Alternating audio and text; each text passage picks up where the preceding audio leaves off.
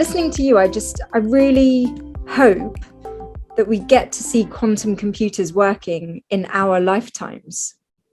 And I still just don't feel like, I just don't know. And that's part of the challenge, and part also, part of what we're used to, right? In 1970, Gordon Moore took 3 points and he drew an exponential curve in between them, and he said, "There's Moore's law.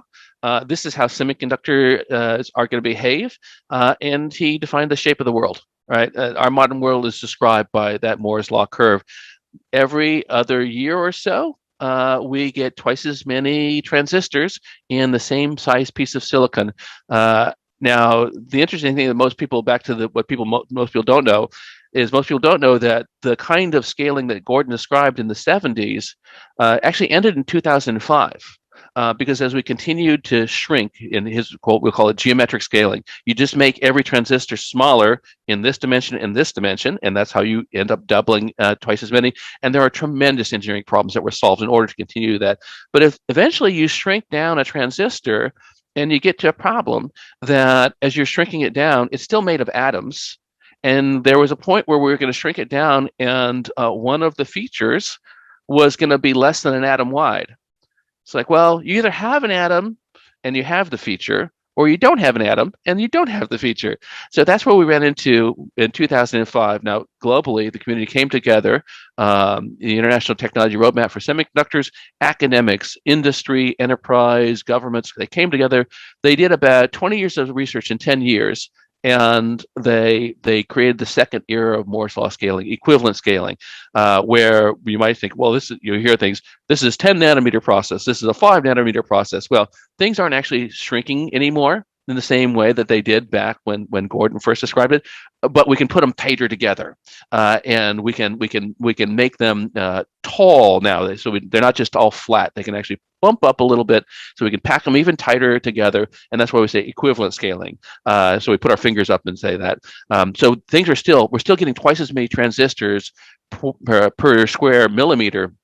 They're just not just shrinking the way that they used to. They're getting tighter, packed together, and maybe we'll sort of run out of that next era in a couple of years. But then we might stack them vertically. Might put transistor over transistor and get 3D. So we'll continue to scale. But what we're used to with Moore's law was predictability.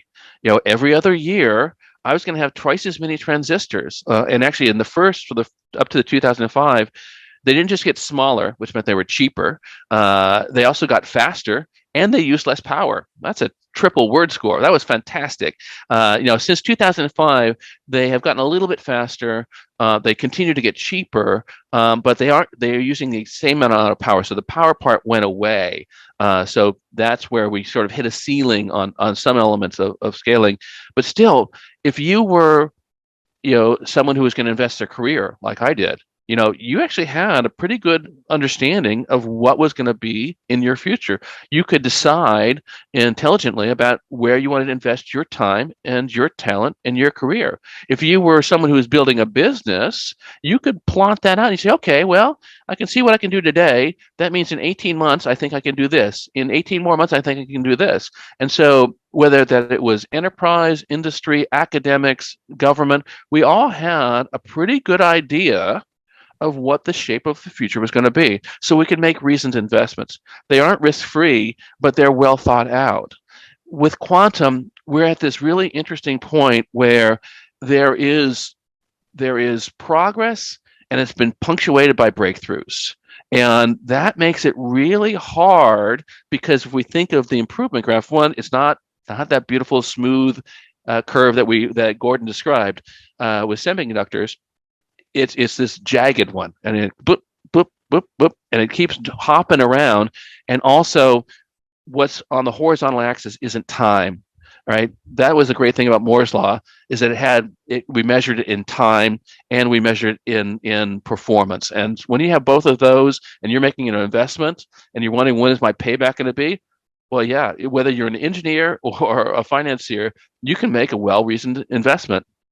When the horizontal axis in quantum isn't time, it's more about capability. When am I going to have 5 qubits, and how good are they going to be? When I'm going to have 100, how good are they going to be?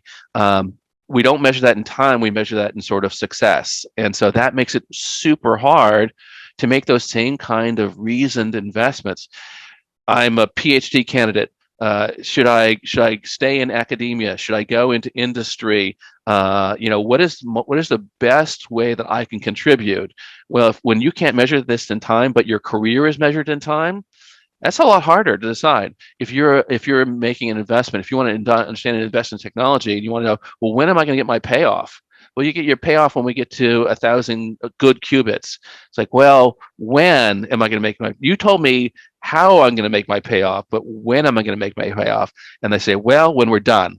Uh, and that's a lot harder. That's a lot more speculative.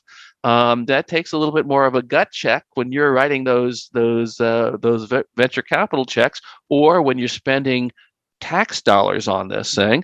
So that's tougher, and I think that's part of the challenge we have with quantum. How do we describe that horizontal axis? We know the vertical axis, high quality qubits, and actually, frankly, even we don't have one way. What's a good qubit? Well, a good photonic qubit is going to be different than a good trapped ion qubit, different than a good neutral ion qubit. So we don't have that one way to talk about even the vertical axis. And then the horizontal axis, measured by success and milestone rather than time, make this a challenging investment to make.